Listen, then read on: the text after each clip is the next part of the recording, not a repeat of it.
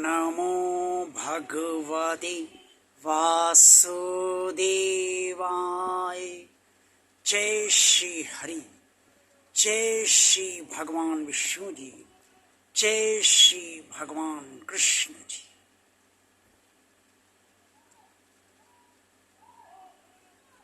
परम परमात्मा भगवान श्री कृष्ण जी ने कुरुक्षेत्र के मैदान में अर्जुन से स्पष्ट तौर पे ये बताया है कि वो क्या आधार है जिस आधार पर मनुष्य को और समस्त प्राणियों को अच्छी बुरी योनियां प्राप्त होती है।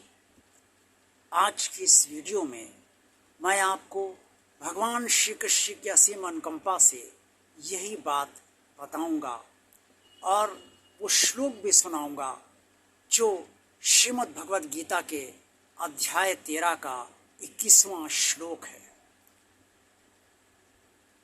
लेकिन इससे पहले मैं आपसे ये निवेदन करना चाहूँगा कि आप ये पूरा वीडियो अवश्य देखिए, तभी आप इस वीडियो को पूरी तरह से समझ पाएंगे और ये जान पाएंगे कि किस आधार पर मनुष्य को और समस्त प्राणियों को अच्छी बुरी योनियाँ मिलती हैं।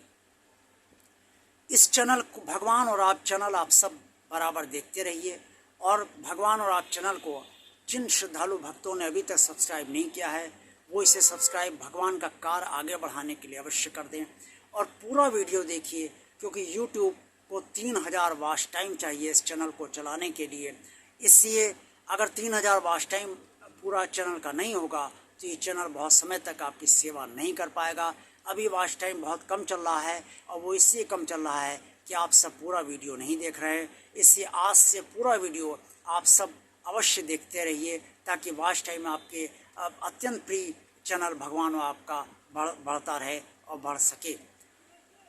इस चैनल ये वीडियो अगर पसंद आए तो इसे लाइक आप अवश्य कीजिएगा और कमेंट्स बॉक्स में आप सब जो कुछ भी कहना चाहें इस वीडियो को देखने के बाद वो अवश्य कहिएगा। इस चैनल को ज़्यादा से ज़्यादा लोगों को शेयर कीजिएगा ताकि आपकी तरह अन्य सब लोग भी इस चैनल से लाभान्वित होते रहें। अब मैं आपको बताने जा रहा हूँ कि श्रीमद् भगवद गीता के अध्याय 13 का श्लोक 21 क्या है और भगवान श्री कृष्ण ने कुरुक्षेत्र के मैदान में अर्जुन से ऐसा क्या कहा जिससे कि ये निश्चित होता है कि मनुष्य और समस्त प्राणियों को किस आधार पे अच्छी या बुरी योनियां प्राप्त होती हैं। भगवान श्री कृष्ण ने कुरुक्षेत्र के मैदान में अर्जुन से कहा, पुरुषा प्रकृति स्तो ही भुंगक्ते प्रकृति चान गुणान कारणम गुण संगस्यो सद सद्धोनि जन्मसु। भगवान श्री कृष्ण ने अर्जुन को समझाया कि हर मनुष्य और हर प्राणी अपनी प्रकृति में स्थित रहता है और उसकी जो प्रकृति होती है उस प्रकृति से उत्पन्न जो 3 गुण हैं, सतोगुण, रजोगुण और तमोगुण, इन तीनों त्रिगुणात्मक गुणों को वो प्राणी या मनुष्य जो है वो पूरे जीवन भर भोगता रहता है। तीनों गुणों के संग से, उनके संगत में रहते हुए जिस गुण का प्रभाव मनुष्य पर ज़्यादा पड़ता है, प्राणियों पर ज़्यादा पड़ता है, उसी गुण का अधीन वो समस्त प्राणी और समस्त मनुष्यगण जीवन भर रहने के लिए विवश हो जाते हैं। ये जो गुण होते हैं या जो प्रकृति मनुष्य की होती है या समस्त प्राणियों की प्रकृति होती है वो पूर्व जन्म के संस्कारों के आधार पर ही उनकी बनती है और वर्तमान जन्म में जो कर्म वो अच्छे करते हैं या जो भी कर्म वो करते हैं उसके आधार पर ही उनकी प्रकृति या तो पुरानी प्रकृति दृढ़ होती जाती है और या फिर थोड़ी बहुत नई प्रकृति भी बनती चली जाती है और जो नई प्रकृति बनती है उसका लाभ भी मनुष्य अन्य समस्त प्राणियों को अवश्य होता है। सतोगुण, रजोगुण और तमोगुण त्रिगुणात्मक माया है भगवान की और 3 गुण हैं। जो सतोगुणी होगा वो निश्चित तौर पे अच्छी योनि में ही जन्म लेगा, जो रजोगुणी होगा वो मनुष्य योनि में जन्म अवश्य लेगा और जो तमोगुणी होगा वो अधोगति को प्राप्त होगा, वो मनुष्य योनि में जन्म नहीं लेगा बल्कि मूढ़ पशुओं में और या जो मूढ़ बुद्धि के लोग होते हैं उस तरीके का या कीट पतंग वगैरह जो है वो बनेगा, क्योंकि उसकी अच्छी गति जो तमोगुणी होते हैं उनकी नहीं होती। तीनों गुण तो समस्त प्राणियों में विद्यमान है, मनुष्य में भी विद्यमान है, लेकिन तीनों गुणों में कौन सा गुण प्रधान है? जो सतोगुणी प्रधान है उसे सतोगुणी प्रधान कहा जाता है, जो रजोगुणी प्रधान है उसे रजोगुणी प्रधान कहा जाता है, और जो तमोगुणी प्रधान है उसे तमोगुणी प्रधान कहा जाता है। रजोगुणी चूंकि संसार में लिप्त रहता है, इसलिए वो रजोगुणी प्रधान हो जाता है, और इसीलिए उसे मनुष्य योनि पुनः प्राप्त होती है, या जो भी योनि भगवान उसके निर्धारित करे वो उसे प्राप्त होती है।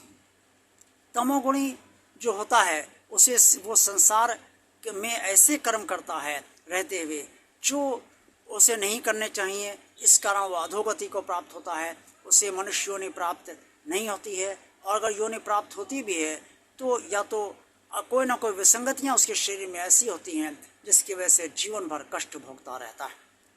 लेकिन सतोगुणी जो होता है वो अच्छी योनि अवश्य प्राप्त करता है, क्योंकि उसके अच्छे कर्म होते हैं और वह सतोगुणी प्रधान होता है।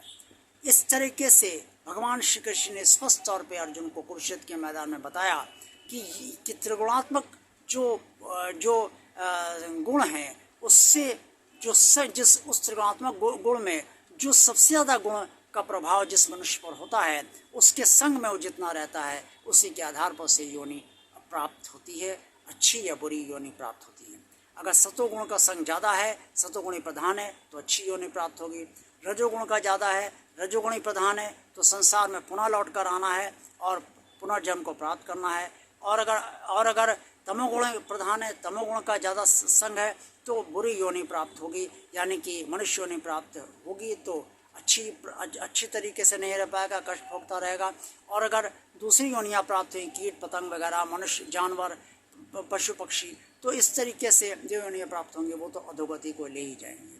आज का वीडियो बस यहीं तक, अगले वीडियो में फिर मिलेंगे। देखते रहिए भगवान और आप चैनल। ओम नमो भगवते वासुदेवाय। जय श्री हरि, जय श्री भगवान विष्णु जी, जय श्री भगवान कृष्ण जी। आप सबका कल्याण।